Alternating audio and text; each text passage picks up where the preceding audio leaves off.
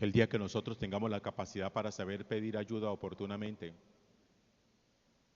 el día que dejemos de pretender seguir mostrándonos como personas absolutamente fuertes, invulnerables y capaces de solucionar todo, ese día disminuirán más el estrés, disminuirá más la ansiedad y todas esas enfermedades mentales que acompañan el mundo contemporáneo. El día que nosotros entendamos que no somos islas, que no somos seres absolutamente autónomos, que no necesitamos, en alguna de las homilías del domingo pasado decía precisamente eso, cuando uno pretende erróneamente hacer creer de que somos los que solucionamos todo, que somos los que tenemos la palabra para todo, que somos los que tenemos siempre la vara mágica para cualquier situación, que somos los que sostenemos absolutamente nuestra casa, que somos fuertes, que somos invulnerables, que somos superhéroes. Eso ha llevado definitivamente a padecer muchas enfermedades de carácter mental. Gente que agoniza silenciosamente, gente que por dentro está fracturada y por fuera se muestran siempre muy fuertes. Personas que cuando toman finalmente la decisión, alguna decisión contraria a su vida, todo mundo queda con el interrogante: aquí qué pasó. Nunca mostró nada, nunca pidió ayuda, nunca creímos que estuviera así, porque nunca habló. Hay cosas que definitivamente hacen daño y yo quiero traer hoy a colación algo que hace parte de la cultura japonesa, pero que según los estudios se han venido extendiendo por el mundo entero.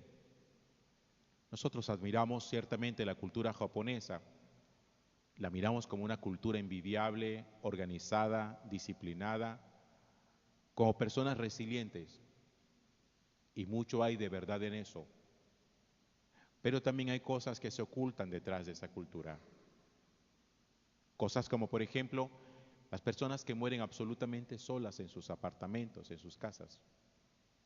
Hay un estudio que reveló que en el 2025, el año pasado, murieron más de 75,000 personas absolutamente solas y que descubrieron que estaban muertas después de un mes, más de 22,000 de esas 75,000 y tantos. Después de un mes descubrieron que habían fallecido porque el olor delató la presencia de un cuerpo putrefacto. Y hay compañías, personas dedicadas exclusivamente a eso, a sacar cadáveres de personas que mueren solitarias. Y el estudio ha revelado que detrás de todo eso está una cultura de invulnerabilidad. Primero, de pretender mostrarse lo suficientemente fuertes y de decirse: tú resiste, resiste lo que más puedas. Mientras más resistas, más fuerte eres y tienes que ser capaz de resistir y resistir y resistir.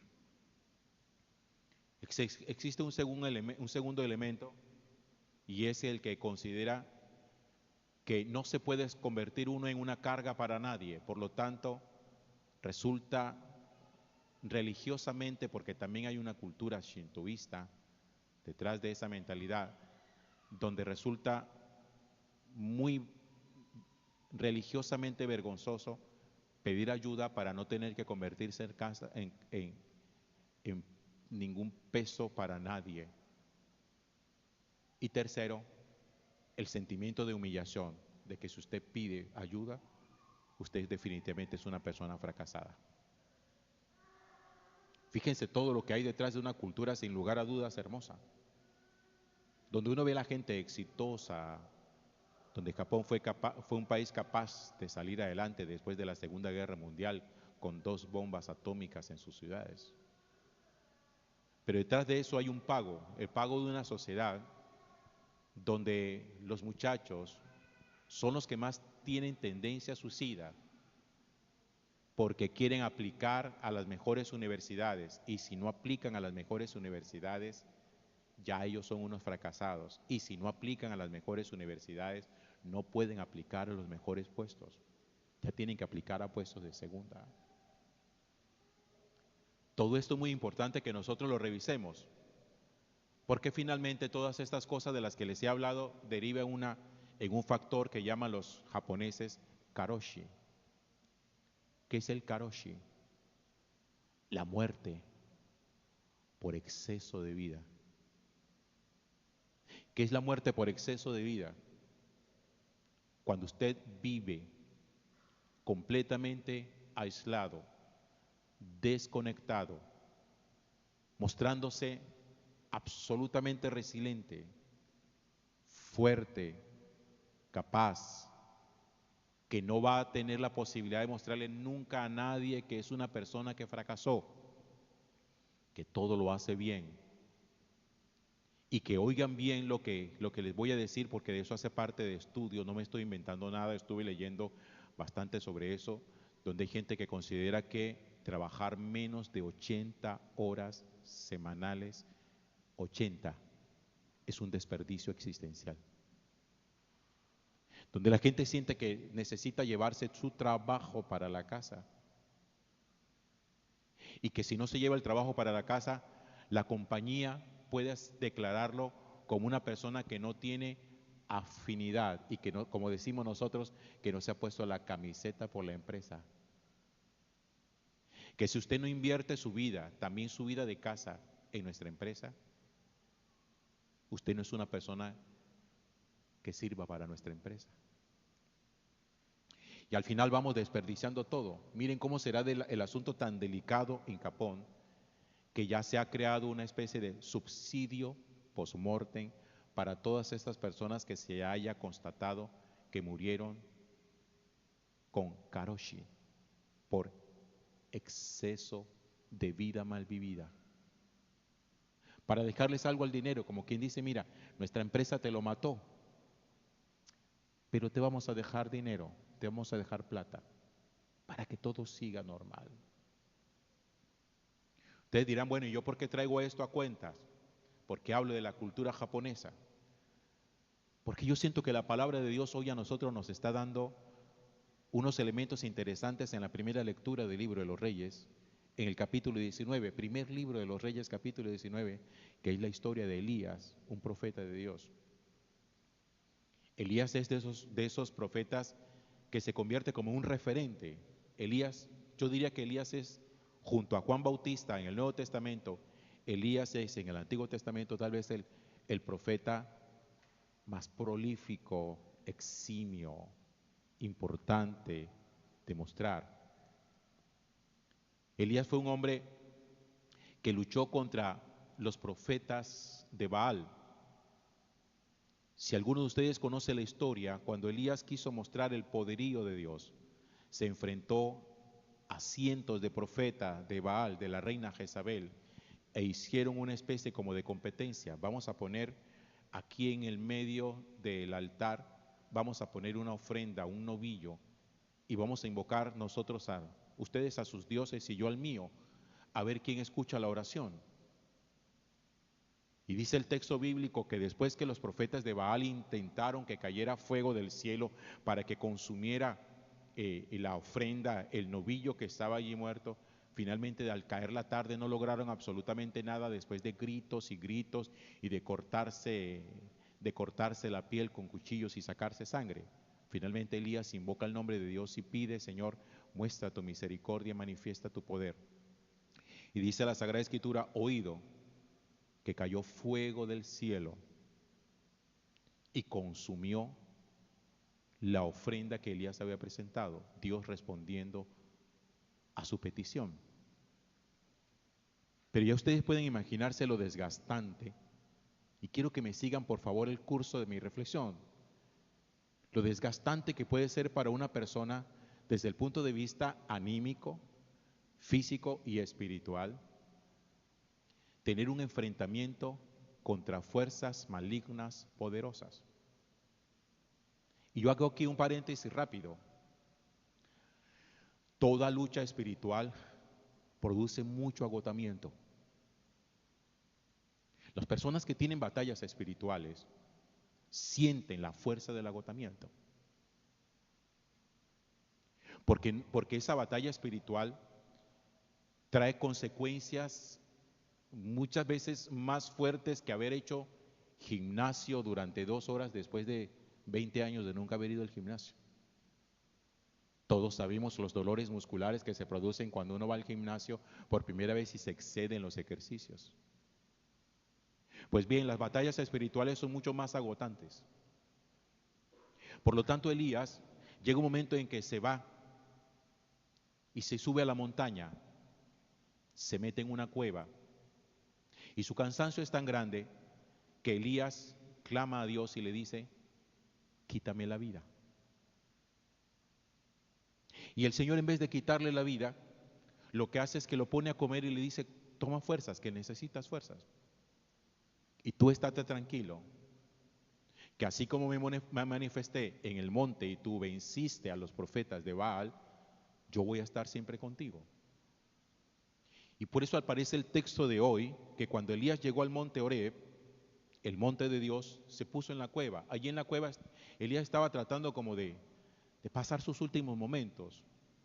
Pero fíjense dónde estaba Elías. Elías estaba en una cueva.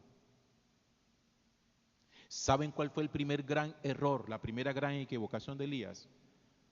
Desconectar. ¿Saben qué produce el karoshi japonés? La desconexión. ¿Sabe qué lo lleva uno a esos estados de depresión? No a la soledad. Yo siento que la soledad es un invento. Lo que realmente produce estados, cuando no son físicos, claro está, sino que son emocionales, de esas crisis depresivas y de esas crisis de ansiedad, son la desconexión. Porque realmente nosotros solos no estamos. Estamos desconectados. Porque nosotros todos en casa tenemos gente que nos acompaña, estar con. Pero no todos los que están en casa juntos tienen conexión. Cada uno vive su vida y al final dice: estamos juntos, pero me siento solo.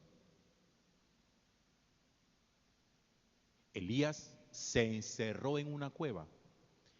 Esa fue la gran equivocación de Elías. Porque Elías realmente solo no estaba. Dios estaba con él. Pero Elías sí desconectó de Dios. Y cuando uno desconecta de Dios, como cuando uno desconecta de la familia, viene la depresión, viene el sentimiento de muerte y uno lo único que tiene a decir es: quítame la vida, yo me quiero morir. ¿Qué te hace falta? Compañía. No, porque esa sensación de muerte no la cura estar con, la cura la conexión. Y hay gente que no conecta. Pueden estar con quien sea, pero no conectan. Y entonces el Señor le dice a Elías: sal y permanece, sal. Lo primero que dice es: sal de la cueva y ponte en pie en el monte delante del Señor. Y entonces dice que pasó, oído, un huracán violento que quebraba las rocas, pero en el huracán no estaba Dios. Después del huracán un terremoto, pero en el terremoto no estaba Dios. Después del terremoto fuego, pero en el fuego no estaba Dios. ¿De dónde venía Elías cuando se metió en la cueva de Horeb? De vencer a los profetas de Baal. ¿Cómo se manifestó Dios ante los profetas de Baal? Con fuego. ¿Por qué ahora que aparece fuego Elías no lo ve, no lo siente, no lo experimenta? Porque la presencia de Dios no siempre es igual, ni es estrepitosa, ni es ostentosa. Pero la presencia de Dios siempre es. Porque Dios quiere que aprendamos nosotros a descubrir su presencia de múltiples formas y no de manera uniformada, como que tiene que ser siempre así. Es que una vez experimenté al Señor en un signo prodigioso, visible. Pero es que los signos de Dios no siempre son prodigiosos, no siempre son visibles, no siempre son palpables.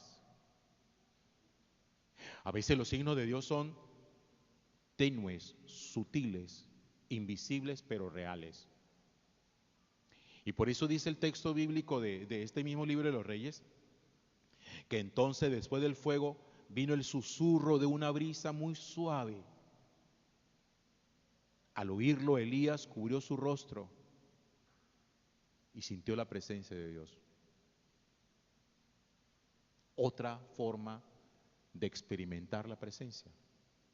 Ya no en el fuego, ya no en el terremoto, ya no en medio de los alaridos que hacían los profetas de Baal cuando los venció en ese episodio que les acabo de contar. Ahora es otro momento, otra forma, otra circunstancia. Pero para ustedes tiene que ser importante, y para mí, que después de encerrarnos en la cueva, uno tenga que salir de la cueva. Nadie encerrado en la cueva, desconectado, puede superar sus crisis de soledad. El problema de la soledad, insisto, es un asunto de conexión espiritual. ¿Con quién conecta usted? Dígame si hay alguna persona en la vida suya con la que usted pueda decir con absoluta claridad: yo tengo conexión espiritual con X persona. Y no me refiero si hay alguien sencillamente que le quiera, porque en la casa, normalmente, en la casa nuestra todos nos queremos. Y solamente cuando pasa alguna cosa extraordinaria, que alguien se enfermó, que alguien se accidentó, que a alguien le pasó algún desastre, uno trata de conectar mediante el dolor y decirle a la otra persona: aquí estoy yo para ti. No hablamos mucho, pero aquí estoy yo para ti. Sabes que te quiero, sabes que te amo, sabes que soy importante, que eres importante para mí. Mientras tanto, en el día a día, nosotros nos vemos, nos saludamos, compartimos la mesa, pero no conectamos emocionalmente. No conectamos. Y lo primero que pierde un pelado con sus papás es la conexión. Pierden la conexión con la familia para empezar a tener conexión de otra índole con sus amigos. Y cuando uno rompe esa conexión con Dios, cuando uno rompe esa conexión con su familia, uno termina metido en una cueva diciéndole a Dios: quítame la vida. Las crisis existenciales, las depresiones emocionales son simple desconexión existencial. Todos necesitamos estar conectados a alguien. Nadie puede vivir conectado exclusivamente a sí mismo. Nadie puede pretender, y yo quiero que esto usted se lo meta en la cabeza. Esto es un asunto que vale tanto para mujeres como para hombres, pero como para los hombres nos han enseñado ciertas cosas, de que uno en la vida tiene que ser muy macho, que uno en la vida no tiene por qué llorar, que uno no tiene por qué quejarse, que uno no tiene por qué decir absolutamente nada, porque uno no tiene que pedir ayuda, porque entonces usted es un cobarde, usted es un fracasado. Y por eso los índices de suicidio en varones son mayores que en mujeres, porque toda la vida quisieron pensar o quisieron mostrar que aquel que resuelve soy yo. Todo el mundo se sostiene en mí. Y cuando uno cree que todo el mundo se sostiene en mí, se apoya en mí, yo no me puedo apoyar en nadie. ¿Cómo va a ser posible si tú eres el fuerte de la casa? ¿Cómo vas a estar llorando si tú eres el que lo resuelve todo? ¿Quién dijo que no podía? ¿Por qué? Toda esa mentalidad cultural, de educación, nos está haciendo, especialmente a los varones, aunque pasa también mucho con las mujeres, en gente por fuera muy fuerte, pero por dentro fracturados. Enseñen a sus hijos a pedir ayuda, que hablen, no los juzguen cuando les hablen, porque si los juzgan cuando les hablen, Si usted le dice a su niño, no llores que usted es un macho, ya lo bloqueó, ya no le va a volver a decir nunca más nada. Ya perdió con él, perdió la oportunidad. Déjelo que se exprese, que hable, esté ahí para ellos. Que la conexión no se pierda nunca. La conexión ustedes entre esposos la van perdiendo poco a poco. Porque siento que a veces la conexión entre ustedes lastimosamente es sexual. Y cuando pierden la conexión sexual van perdiendo la conexión espiritual y la afectiva y la emocional y van creando distancias. Y al final terminan juntos, aislados, diciendo, me siento solo, me siento sola. Todos nos metemos en una cueva algún día. Todos algún día hemos pensado, o se nos ha pasado, aunque sea fugazmente, la idea, Señor, quítame la vida, ya me quiero morir. Los pelados, uno los escucha de 13, 14, 15, 16 años, es que ya yo me quiero morir. Pelado de 14, 15 años, que ya yo me quiero morir. Venga, pelado, si usted ni siquiera ha empezado a vivir, ya se quiere morir. ¿Qué es esa tontería? Es que me siento solo en la casa, padre. Es que mi papá, es que mi mamá, es que todos mantienen trabajando, que sí, que no sé qué, por aquí, por allá. Venga, hay que volver a conectar. Aquí está el secreto de esto. Elías nunca estuvo solo. La crisis de Elías fue una crisis de desconexión. Cuando volvió a conectar con Dios y aprenda a conectar con Dios, usted va a darse cuenta de que solo puede estar, pero en soledad no. Que son dos cosas muy diferentes. Gloria al Padre y al Hijo y al Espíritu Santo.